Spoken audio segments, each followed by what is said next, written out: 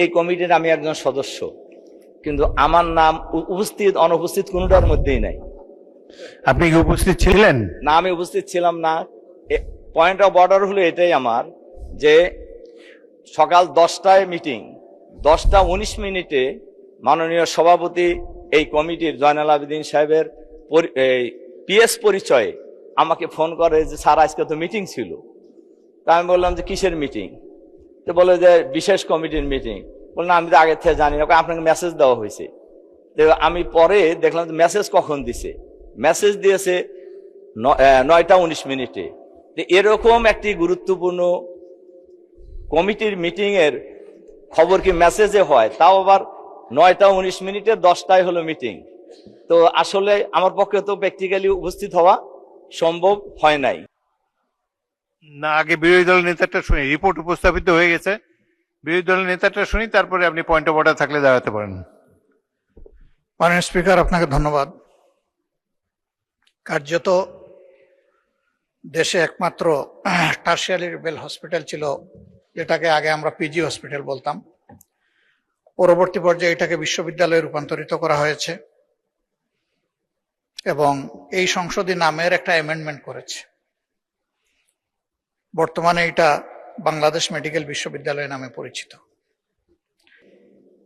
এটি একটি অলাভজনক প্রতিষ্ঠান।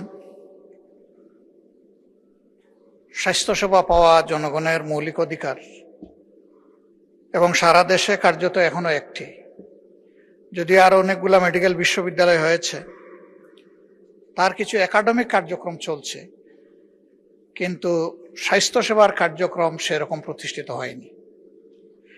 এই অবস্থায় এটাকে যদি আমরা লাভজনক এবং অলাভজনক, এখানে বলা হয়েছে প্রফিট নন প্রফিট কনসার্ন, কিছু শেয়ারিং এখানে করা, যেখান থেকে ইনকাম জেনারেট করে এইটার প্রয়োজনেই ব্যবহার করা। যাদের এবিলিটি আছে তারা টারশিয়ারি লেভেল কিছু প্রাইভেট প্রতিষ্ঠান আছে, ওখানে চিকিৎসা নেয়। আরো যাদের বেশি আছে তারা দেশের বাইরে চলে যায়, কিন্তু যাদের নাই তাদের ঠিকানা এটা। এখন যখন এখানে কেউ ইনভেস্ট করবে এবং এখান থেকে প্রফিট জেনারেট করার ইচ্ছা থাকবে, স্বাভাবিকভাবেই চিকিৎসা ব্যয়টা বেড়ে যাবে। এই সংসদে এই সেশনেই আমরা বাজেট পাশ করার সময় জনগণের চিকিৎসা ব্যয়, পকেট মানি যাতে আরো কমানো যায়, এই জন্য অনেকগুলা পদক্ষেপ এখানে নেওয়া হয়েছে, যেটাকে আমরা সবাই সমর্থন করেছি। কিন্তু এর সেন্সটা হচ্ছে এর বিপরীত। এখন যে বিলটা আসতেছে, এখানে কিন্তু চিকিৎসা ব্যয় বেড়ে যাওয়ার আশঙ্কা আছে। 2 নম্বর হলো, যদি এই ধরনের কোনো কোম্পানি এখানে শেয়ার করতে আসে, তাহলে আগামীতে কোনো ধরনের আনহেলদি কম্পিটিশনের পটেনশিয়াল রিস্ক আমরা উড়াই দিতে পারি না। কার্যত এর মাধ্যমে জনগণের প্রাপ্তির চাইতে একটা গোষ্ঠীর প্রাপ্তি বেশি হয়ে যাওয়ার আশঙ্কা আছে। মাননীয় বিরোধী দলের নেতা, আপনি একজন খ্যাতিমান চিকিৎসক, এই বিষয়ে নিশ্চয়ই অনেক কিছু জানেন, অনেকের চেয়ে বেশি। বিলটি কেবলমাত্র উপস্থাপিত হয়েছে, পরে যখন বিবেচনার জন্য আসবে আপনাকে দীর্ঘ সময় দেওয়া হবে, তখন পুঙ্খানুপুঙ্খ বিশ্লেষণ করে নেবেন। ধন্যবাদ।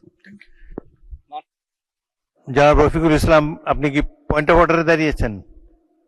জি বলুন, মাইক দেন। স্পিকার, আপনাকে ধন্যবাদ। আমাদের বিশেষ কমিটির মাননীয় সভাপতি এই বিলটা এখানে উত্থাপন করেছেন এবং এই কমিটির আমি একজন সদস্য, কিন্তু আমার নাম উপস্থিত অনুপস্থিত কোনোটার মধ্যেই নাই। আপনি কি উপস্থিত ছিলেন? না, আমি উপস্থিত ছিলাম না।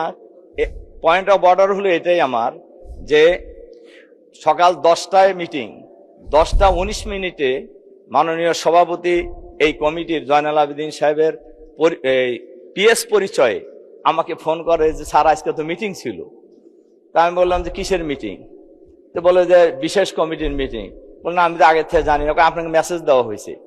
তো আমি পরে দেখলাম যে মেসেজ কখন দিছে, মেসেজ দিয়েছে 9টা 19 মিনিটে।